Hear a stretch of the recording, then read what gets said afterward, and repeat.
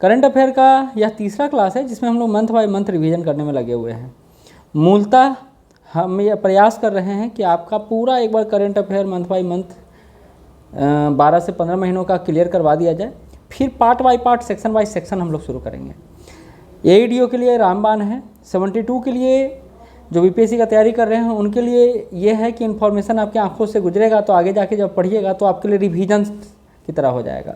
ठीक है, तो जनवरी फरवरी का अपलोड कर दिया गया था, अब ये मार्च का है और अप्रैल का हो जाएगा इस सप्ताह में, क्योंकि आपका जो टेस्ट भी चल रहा है ना, आप देख रहे होंगे 72 का जो टेस्ट चल रहा है उसमें मैं 2 मंथ का एक साथ लेके चल रहा हूँ, तो उसमें आपको ये फ्रूटफुल रहेगा। ठीक है, लेकिन हमारा करंट का जो तैयारी है और जो प्रिपरेशन है यहीं तक रुकेगा नहीं, ध्यान रखिएगा। 72 के लिए आपका जून तक जाएगा बैच, और एईडीओ के लिए तो आपका अप्रैल तक ही बैच रहेगा, क्योंकि आपको पता है आपका एग्ज़ाम शेड्यूल हो गया है। तो अप्रैल वालों में जो एग्ज़ाम है उसके लिए तो ये बहुत रामबाण होने वाला है। बाकी 72 वाले एकदम आराम से अभी चलते चलें, जितना पढ़ा रहा हूँ मैं रिवीजन करने का काम आएगा लास्ट में। तो चलिए शुरुआत करते हैं आज के क्लास का। हम लोग क्या क्या देखने वाले हैं, तो हम लोग देखने वाले हैं पुरस्कार और सम्मान, अंतर्राष्ट्रीय एवं रक्षा, खेल जगत, राष्ट्रीय घटनाक्रम, विज्ञान और तकनीक और महत्वपूर्ण दिवस, इन सब पर बात करने वाले। तो चलिए आगे बढ़ते हैं। और पहला जो है राष्ट्रीय घटनाक्रम से भारत का मानचित्र में पहला हम लोग बनतारा की बात करने वाले हैं। काफ़ी चर्चा में रहा है। चर्चा में रहने का एक और कारण था, महाराष्ट्र की एक हथनी है जिसका नाम माधुरी है। माधुरी को इलाज के लिए, खैर उसको वहाँ के लोग पूछते थे, गांव के लोग, तो रिलायंस का जो जियो है उसका भी बाइकआउट शुरू हो गया था, तो उसमें बनतारा बहुत चर्चा में था। तो इसी को लेकर बहस चला। ये पूछा जा सकता है, नहीं पूछा जा सकता, मुझे नहीं पता है, लेकिन बनतारा क्या है, तो बनतारा एक तरह का पशु बचाव और संरक्षण केंद्र है, या एक कहूँ कि चिड़ियाघर टाइप का है, लेकिन ये चिड़ियाघर 3000 स्क्वायर फीट में फैला हुआ है। ठीक है, 3000 स्क्वायर किलोमीटर में। अच्छा, यह जामनगर गुजरात में है, और यह मुख्यतः पक्षियों, जानवरों, जीव जंतुओं के संरक्षण के रूप में काम कर रहा है। बनतारा का अर्थ ही होता है जंगल का तारा, ये भी जान लीजिए, जंगल का तारा। तो ये चर्चा में रहा। माधव नेशनल पार्क भारत का 58वां टाइगर रिजर्व बन गया है, और मध्य प्रदेश का यह 9वां टाइगर रिजर्व है। और आप सबको पता है कि टाइगर स्टेट के नाम से भी मध्य प्रदेश को जाना जाता है। पहले ही पढ़ा चुका हूँ, फिर से रिवाइज करा दे रहा हूँ। ठीक है, अच्छा, सबसे बड़ा टाइगर रिजर्व कौन सा है, ये भी पूछा जा सकता है आपको। तो नागार्जुन सागर श्रीशैलम का जो है, आंध्र प्रदेश और तेलंगाना में पड़ता है, श्रीशैलम टाइगर रिजर्व, ये सबसे बड़ा टाइगर रिजर्व है। और सबसे छोटा टाइगर रिजर्व कौन सा है, तो ये बोर टाइगर रिजर्व जो है, बोर टाइगर रिजर्व जो है वो सबसे छोटा टाइगर रिजर्व है। यहाँ पर एक और बात समझिए कि प्रथम रिवर डॉल्फिन सर्वेक्षण करवाया गया भारत में। कब करवाया गया, तो मार्च 2025 में यह रिपोर्ट आया, और इसमें कुल डॉल्फिनों की संख्या 6327 बताया गया। सर्वाधिक डॉल्फिन उत्तर प्रदेश में 2397, और सबसे कम दूसरे नंबर पर जो आता है वो बिहार आता है, फिर तीसरे नंबर पर पश्चिम बंगाल आता है। एक बात और जान लीजिए, हमारे यहाँ 3 जगह डॉल्फिन मिलता है समानता, गंगा में, ब्रह्मपुत्रा में, और तीसरा सिंधु में। अच्छा, सिंधु में मात्र 3 डॉल्फिन मिला है, सिंधु डॉल्फिन के नाम से जाना जाता है, बाकी ये दोनों ज़्यादातर गंगा और ब्रह्मपुत्र में ही हैं। अच्छा, डॉल्फिन कई सारे राज्यों की राजकीय पशु के रूप में भी, जलीय राजकीय पशु के रूप में जाना जाता है। तो किस किस राज्य में, एक तो बिहार है ही अपना, यूपी है ही, और कौन सा पहले पढ़ा चुका हूँ मैं, तो आपको एक बार रिवीजन करना होगा, ये देखना होगा। ठीक है, तो ये मैं जो पढ़ा रहा हूँ वो मुख्यतः रिवीजन सीरीज है, और रिवीजन में फटाफट रिवीजन में करवा दे रहा हूँ। जितना भी पढ़ाया है मैंने, काफ़ी सारा पढ़ा चुका हूँ, काफ़ी क्वेश्चन दे दिया है मैंने, आपको रिवीजन करने का समय आ गया है। पंबन ब्रिज के बारे में जान लीजिए, ये भी इम्पॉर्टेंट है आपका। रामेश्वरम तमिलनाडु में पड़ता है। यह भारत का पहला वर्टिकल लिफ्ट रेलवे ब्रिज का बनाया जा रहा है। वर्टिकल लिफ्ट का मतलब होता है कि इधर ऐसे बना हुआ है ये, और जब आएगा बड़ा जहाज़ तो ये उठ जाएगा। ठीक है, तो ये इस तरह के ब्रिज को वर्टिकल रेल लिफ्ट बोला जाता है। अभी उद्घाटन हो चुका है। चलिए आगे बढ़ते हैं, 1 मिनट। चलिए अगला जो है हमारा राष्ट्रीय और अंतर्राष्ट्रीय नियुक्तियां हैं, जो आपको जानना चाहिए। बस एक बार रिफ्रेश कर लीजिए, इसमें कुछ बदलाव संभव है, ऐसा मैं नहीं कह रहा हूँ। अजय सेठ को नया वित्त सचिव बनाया गया था। अंजू राठी राणा कानून सचिव बनाई गई थी। भारत की पहली महिला कानून सचिव, फर्स्ट वुमेन लॉ सेक्रेटरी के रूप में अंजू राठी राणा का नाम आता है। इसके अलावा है राजीव गौबा को नीति आयोग का पूर्णकालिक सदस्य बना दिया गया था और जय शाह सबसे कम उम्र में आईसीसी के चेयरमैन बने थे। आईओसी का अध्यक्ष बनाया गया है कॉस्ट्री कोवेंट्री को। आईओसी की पहली महिला और अफ्रीकी अध्यक्ष बनी है, ये जिम्बाब्वे से बिलोंग करती हैं कॉस्ट्री कोवेंट्री। और नामीबिया की पहली महिला राष्ट्रपति बनी है नतुम्बो नंदी नैंदेतावा। ठीक है, तो ये महत्वपूर्ण नियुक्तियां हैं जो राष्ट्रीय और अंतर्राष्ट्रीय स्तर पर हमने देखा। अगला जो है पुरस्कार और सम्मान की बात कर लेते हैं हम लोग सिनेमा और साहित्य के माध्यम से। तो इसमें सबसे पहला है 97वां ऑस्कर अवार्ड। आपको पता है फिल्मों में ऑस्कर का धूम तो काफ़ी लोग जानते ही हैं। इसमें सर्वश्रेष्ठ फिल्म का जो अवार्ड मिला है अनोरा को मिला है। सर्वश्रेष्ठ अभिनेता का जो अवार्ड मिला है एड्रियन ब्रोडी को मिला है। और सर्वश्रेष्ठ अभिनेत्री का अवार्ड जो मिला है मैकी मेडिसन को। कुछ बात और जान लीजिए, जैसे अनोरा के लिए बेस्ट डायरेक्टर का भी अवार्ड मिल चुका है। किनको मिला है? तो सीन बेकर को मिला है, SE बेकर, सीन बेकर को मिला है बेस्ट डायरेक्टर का अवार्ड अनोरा के लिए। अच्छा, एड्रियन ब्रोडी को द ब्रूटिस्ट के लिए बेस्ट अभिनेता का अवार्ड मिला है और अनोरा के लिए बेस्ट अभिनेत्री का अवार्ड मैकी मेडिसन को दिया गया है। एक और बात जान लीजिए, इंटरनेशनल फीचर में बेस्ट इंटरनेशनल फीचर में जो मूवी को मिला है आई एम स्टील हेयर को मिला है, आई एम स्टील हेयर को दिया गया है। ठीक है, अगला है आईफा अवार्ड्स जिसमें लापता लेडीज़ का धूम रहा। सबश्रेष्ठ अभिनेता कार्तिक आर्यन रहे भूल भुलैया 3 के लिए और सबश्रेष्ठ अभिनेत्री नितांशी गोयल को रखा गया लापता लेडीज़ के लिए। 58वां ज्ञानपीठ पुरस्कार की बात कर लें हम लोग, और ये अवार्ड भारत में काफ़ी लोकप्रिय भी है। इसमें जो विनोद कुमार शुक्ला जी का नाम आपको याद रखना है। क्यों रखना है? क्योंकि इनको 59वां ज्ञानपीठ पुरस्कार दिया गया है। हिंदी के 12वें लेखक हैं जिनको यह पुरस्कार मिला है, लेकिन छत्तीसगढ़ के पहले लेखक हैं जिनको हिंदी लेखन के लिए यह ज्ञानपीठ पुरस्कार दिया गया है। इस ज्ञानपीठ पुरस्कार के अंतर्गत 8वीं अनुसूची में जितने भी भाषाएं शामिल हैं उनमें से किसी को ज्ञानपीठ पुरस्कार दिया जाता है। ये बात जान लीजिए। 11 लाख रुपए वाग्देवी की कांस्य प्रतिमा, सरस्वती की प्रतिमा इसमें दिया जाता है। तो ये भी इम्पॉर्टेंट फैक्ट है। तो हमने देख लिया 59वां ज्ञानपीठ पुरस्कार। अब आते हैं सर्वोच्च सम्मान विज्ञान समाज और राज्य के परिप्रेक्ष्य में। पहला है एबल पुरस्कार 2025। एबल पुरस्कार को गणित का नोबेल पुरस्कार भी कहा जाता है। काफ़ी इंपॉर्टेंट है, याद रखिएगा कि एबल पुरस्कार को गणित का नोबेल कहा जाता है। विजेता मसाकी काशीवारा रहे हैं, इस बार जापान से बिलोंग करते हैं। इन योगदान इनका क्या रहा जो उनको एबल पुरस्कार दिया गया है? तो अल्जेब्रिक एनालिसिस और रिप्रेजेंटेशन थ्योरी इन्होंने दिया है। ये भी आपको ध्यान में रखना है कि मसाकी काशीवारा जिनको एबल पुरस्कार से सम्मानित किया गया है उनका योगदान क्या है? तो अल्जेब्रिक एनालिसिस और रिप्रेजेंटेशन थ्योरी इन्होंने तैयार किया है, इसके लिए दिया गया है। महाराष्ट्र भूषण 2024 से जो महाराष्ट्र का सबसे सर्वोच्च सम्मान है राम वी सुतार को दिया गया है। प्रसिद्ध मूर्तिकार हैं, आप सबको पता है, और स्टैचू ऑफ यूनिटी के शिल्पकार भी इन्हीं को माना गया है। तो ये याद रखना है, महाराष्ट्र भूषण अवार्ड दिया गया राम वी सुतार को। 34वां सरस्वती सम्मान जो दिया गया है साहित्य के क्षेत्र में, यह उत्कृष्ट सम्मान माना जाता है, साधु भद्रेश दास को दिया गया है। संस्कृत में इनकी पुस्तक है स्वामी नारायण सिद्धांता सुधा, इसी के लिए इनको सरस्वती सम्मान से सम्मानित किया गया है। और रामसर अवार्ड आपको पता है, रामसर जो है ईरान में है जहाँ भी युद्ध चल रहा है।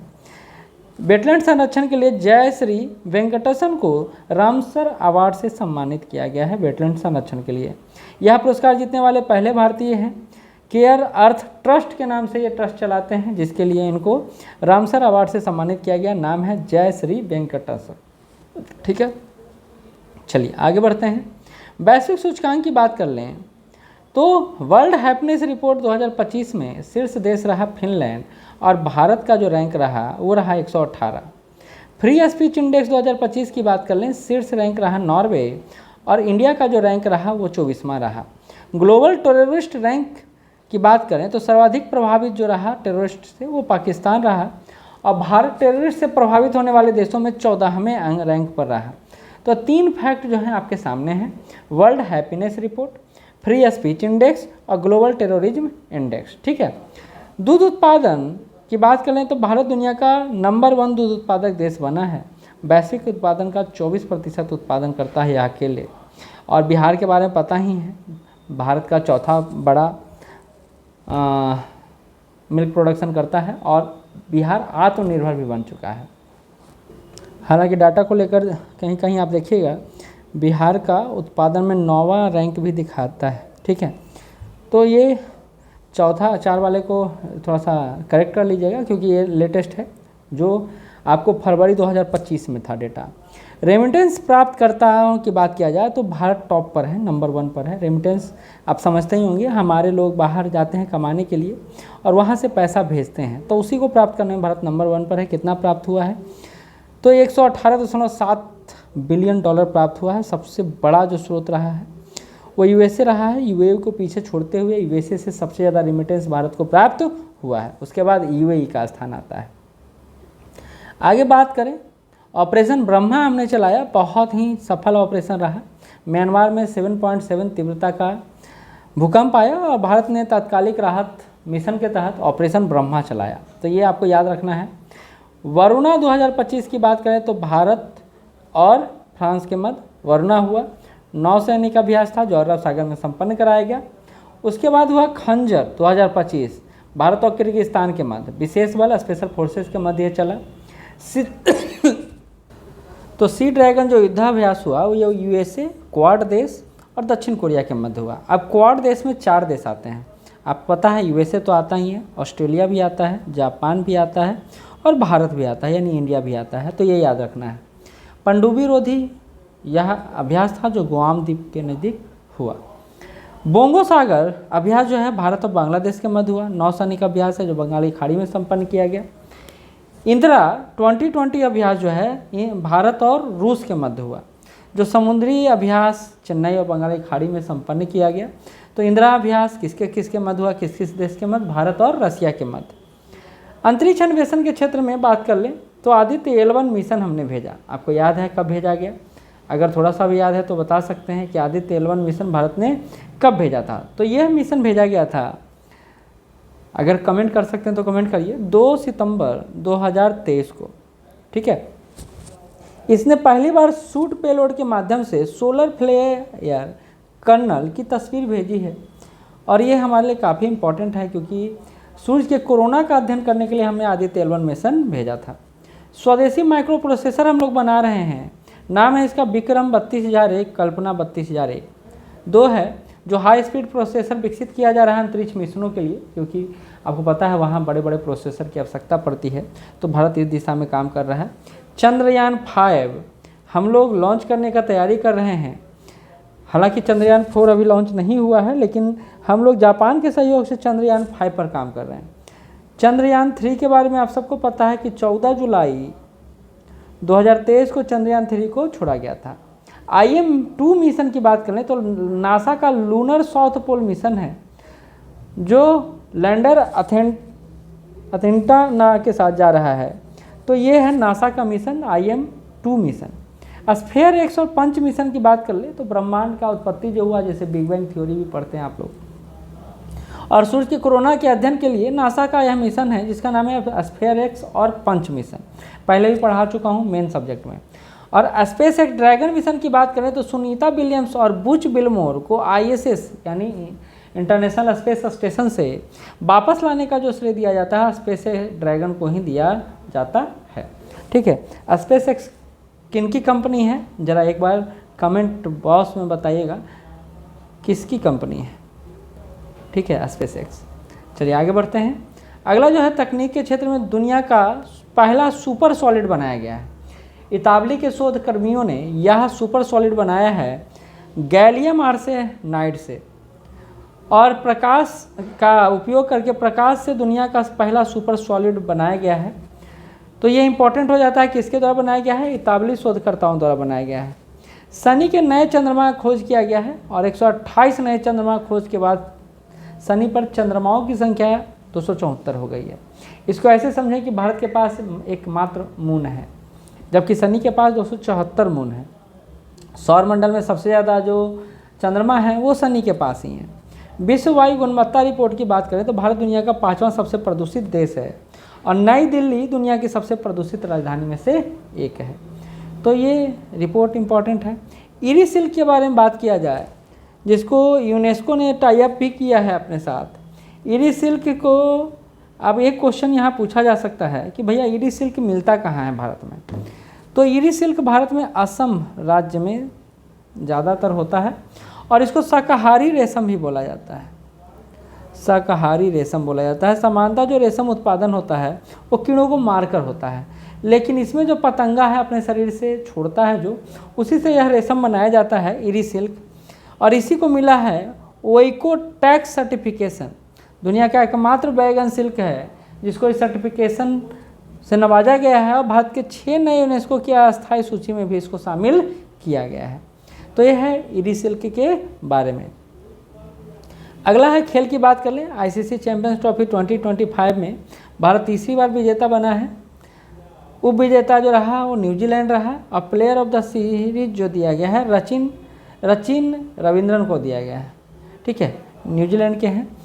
महिला प्रीमियर लीग की बात करें जो हुआ, मुंबई इंडियंस ने दूसरी बार यह महिला प्रीमियर लीग जीता है। आईपीएल अलग है, ये वुमेन्स प्रीमियर लीग अलग है। प्लेयर उप विजेता दिल्ली कैपिटल्स रहा है और player of the series net Sciver Brunt को दिया गया है। इसी तरह कबड्डी विश्व कप 2025 की बात करें तो भारत जीता। पुरुष और महिला दोनों वर्गों में भारत का ही जीत रहा और उप विजेता इंग्लैंड दोनों वर्गों में रहा। यानी दोनों वर्गों में भारत ने ही जीता कबड्डी विश्व कप और उप विजेता रहे यानी जो कंटेंडर रहे वो इंग्लैंड ही रहा है दोनों में। एक और बात, खेलो इंडिया पैरा गेम्स 2025 की बात किया जाए तो सबसे ज़्यादा जो मेडल जीता है हरियाणा ने जीता है। कितना मेडल जीता है? 104 मेडल जीता है। जबकि खेलो इंडिया पैरा गेम्स में दूसरा स्थान तमिलनाडु को दिया गया है। कुछ योजनाएं हैं जिसके बारे में आपको जानना चाहिए। पहला है युवा लेखक जो 30 वर्ष से कम है उनके लिए पीएम युवा 3.0 शुरू किया गया। शिक्षा मंत्रालय द्वारा युवा लेखकों को प्रशिक्षित करने के लिए मेंटरशिप प्रदान करने के लिए पीएम युवा 3.0 शुरू किया गया। ठीक है, दूसरा है अस्मिता लोन योजना जो एसबीआई द्वारा शुरू किया गया महिला उद्यमिता को बढ़ाने के लिए। इसमें क्या है, बिना गारंटी के महिलाओं को व्यवसाय के लिए लोन दिया जाएगा। अस्मिता लोन योजना महिलाओं के लिए है एसबीआई द्वारा। तीसरा है राजीव युवा विकासम। अब राजीव युवा विकासम तेलंगाना सरकार द्वारा शुरू किया गया एससी एसटी और अल्पसंख्यक युवाओं के लिए। अगर आपको रोजगार करना तो तेलंगाना सरकार आपको 4 लाख रुपए तक वित्तीय सहायता ऋण उपलब्ध कराएगी। वहीं गोकुल मिशन जो है भारतीय मवेशियों के संरक्षण के लिए, दूध उत्पादन और नस्ल संरक्षण के लिए 3400 करोड़ रुपया स्वीकृत किया गया है राष्ट्रीय गोकुल मिशन के तहत। तो ये भी आपके लिए काफ़ी इम्पोर्टेंट है। आगे बात करें महत्वपूर्ण दिवस का तो पहला है 1 मार्च शून्य भेदभाव दिवस, जीरो डिस्क्रिमिनेशन डे मनाते हैं 1 मार्च को, क्योंकि मार्च का करंट अफेयर है। 2025 में इसका थीम क्या रहा? वी स्टैंड टुगेदर, यानी जाति धर्म लिंग के आधार पर भेदभाव नहीं करेंगे और एक साथ खड़े रहेंगे। यही थीम के साथ शून्य भेदभाव दिवस 1 मार्च को मनाया गया। दूसरा है 23 मार्च शहीद दिवस मनाया गया। भगत सिंह सुखदेव राजगुरु के बलिदान के परिप्रेक्ष्य में शहीद दिवस 23 मार्च। 24 मार्च को विश्व क्षय रोग दिवस यानी वर्ल्ड टीबी डे मनाया गया और थीम रहा yes we can and TB, commit invest and deliver. Bharat का लक्ष्य 2025 तक टीबी उन्मूलन करने का था, लेकिन अभी तक हम लोग इस लक्ष्य को पूरा नहीं किए हैं। तो ये भी फैक्ट है। आगे कुछ और फैक्ट है। 3 मार्च को जो हम लोग मनाते हैं विश्व वन्यजीव दिवस मनाते हैं। वर्ल्ड वाइल्ड लाइफ डे मनाया जाता है। इस बार का थीम रहा wild life conservation, finance investing in people and planet. दूसरा जो 21 मार्च को हम लोग मनाए वो विश्व हिमनद दिवस मनाए। और वर्ल्ड डे फॉर ग्लेशियर्स 2025 में पहली बार मनाया गया। ये आपके लिए काफ़ी इंपॉर्टेंट है, याद कर लीजिए।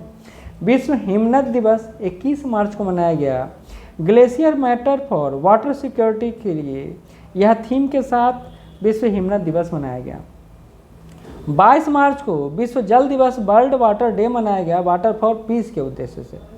और 23 मार्च को विश्व मौसम विज्ञान दिवस के अवसर पर जो वर्ल्ड मेट्रोलॉजिकल डे है, closing the yearly warning gap together के नाम से यह 23 मार्च को विश्व मौसम विज्ञान दिवस मनाया गया।